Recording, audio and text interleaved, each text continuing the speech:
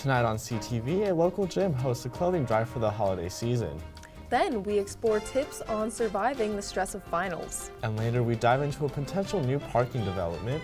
All this and more starting right now on CTV. Good evening, Rams. I'm Lauren Wilson. And I'm Edgar Cedillo. If you were affected by the power outage in Campus West earlier this evening, power has been restored to the area. We are thankful you tuned in tonight. Thousands of people were affected by the devastating wildfires in California this month, and now Coloradans face similar threats closer to home. According to a recent report by the Colorado Forest Service, 2.9 million people in Colorado live in or near areas that are prone to wildfires. That is nearly half of the state's population, and population growth is to blame for the issue. According to the Department of Local Affairs, an average of 4,400 people are moving to Colorado monthly. As a result, agricultural land is either developed or turned into grassland surrounding the new development, which is extremely fire-prone. With no end to population growth in sight, officials suggest residents focus on prevention by clearing flammable substances from their properties and building with fire-resistant materials.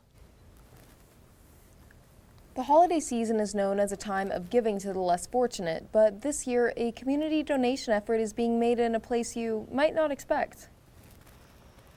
When you go to a gym to work out, you don't usually think about homelessness. With everything from cardio machines to free weights to fitness studios, the gym is a far cry from a soup kitchen. But this year, Raintree Athletic Club is hosting a holiday homeless gear drive. Our purpose and our mission at Raintree is to inspire growth and impact lives. So I felt like putting together this homeless gear drive really aligned with what we try to do every day, and that's help people here in the community. Each department of the gym has set up gift wrap boxes where you can drop off various items for donation. The club is asking for a range of items, from cold weather gear to winter boots to children's toys. It's a really easy way that people can contribute something to the homeless population of Fort Collins, people that need it most. Everyone has some old clothes they're not wearing or some shoes they're not wearing laying around the house. It's that easy, so it's a great way to get involved with very little effort and little cost. Even the cafe and business office are involved, offering food and financial donations of any amount. All donations will be transferred to the Murphy Center of Fort Collins, a local nonprofit that strives to reduce, prevent, and eliminate homelessness for all. Raintree Athletic Club is accepting donations until Christmas, both at its mainstay location and its partner gym, Alive by Raintree. The city of Fort Collins made history last week when Mayor Wade Troxel proclaimed November as Transgender Awareness Month. November 20th was also declared Transgender Day of Remembrance in Fort Collins. The day is observed annually to remember individuals who were killed for their identity. This was a step towards acceptance for the city in the face of uncertain times.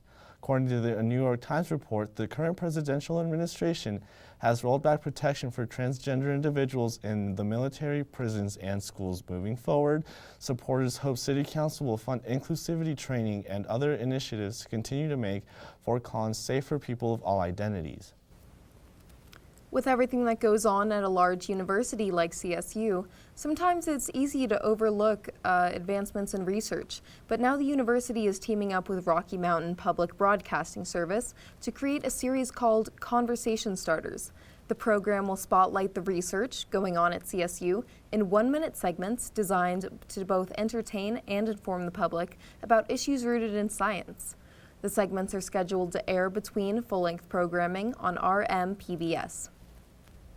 Students all across campus are feeling the stress and anxiety as final week approaches. Luckily, upperclassmen have some advice on ways to combat this.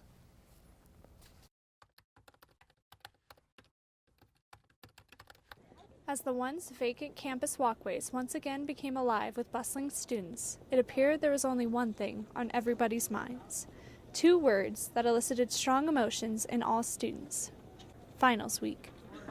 I'm excited to have just 2 more weeks left and then finals week.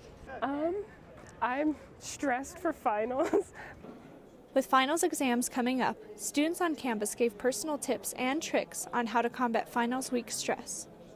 So I'd say the best things I do to manage stress would be to just relax, just know that whatever I'm going through, I'm going to get through it, and that just taking a day-by-day approach to whatever I'm working on.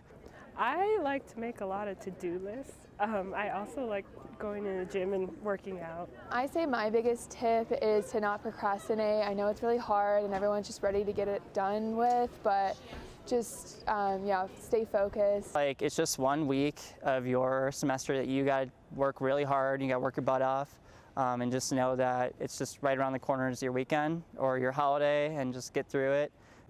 Additionally, many students suggested eating correctly, sleeping the proper amount prior to a final, utilizing tools around you such as your advisor or upperclassmen, and even finding ways to unwind such as a hobby or spending time with friends. How do you plan to prepare for finals week? Ren Wadsworth, CTV, Channel 11. We here at CTV wish you the best of luck during finals, Rams.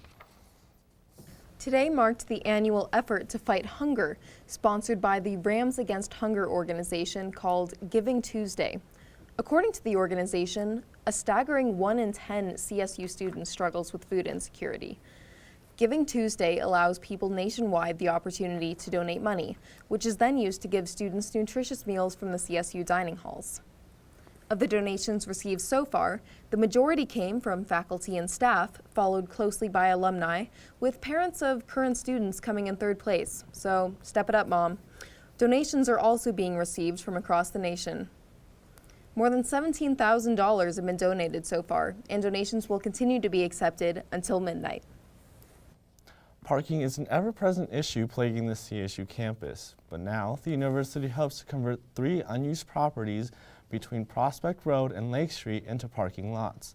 The stretch of land south of Canvas Stadium would accommodate 115 cars and would support stadium events and traffic from the new Nancy Richardson Design Center on the corner of Meridian Avenue and Lake Street.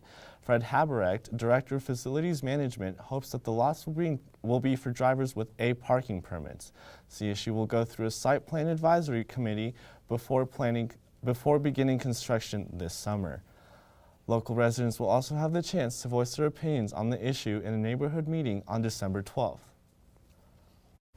After 8-year-old Marley Walker lost her father this past summer due to a motorcycle accident, she used her stuffed octopus as a source of comfort. Walker returned to Poudre Valley yesterday to gift the hospital with 600 stuffed animals to help comfort children in similar situations. Walker spent the month of November collecting the animals from the community for Marley's Stuffies for emergencies. According to the Coloradoan, the hospital also recognized her with a cake and a stethoscope. Wait, did they give her a stethoscope in the cake? Or were they, or was No, it? so the cake had an octopus, which is the one that she had when her dad passed away. Right, and the right, of course. stethoscope was another gift on the side. Oh, okay. On top of the cake, but not in the cake. Not in the cake. To listen to her heartbeat Yep. as she Yep. ate the cake and, Yep, and her blood sugar exactly, spiked. Okay, exactly. that makes total sense. Perfect Right? medical sense. Awesome. Well, I can't believe this is our last show of the semester, Lauren. I know, it's so sad. But it's been a great time. Been a wild ride with you, right? It was so much fun anchoring with you on Tuesday night, so I had a ton of fun. So. Me too. Great working with you, and great tuning in with you on Tuesdays, Rams. But don't go anywhere just yet. Stay tuned for Weather with Allie Peters coming up right after the break.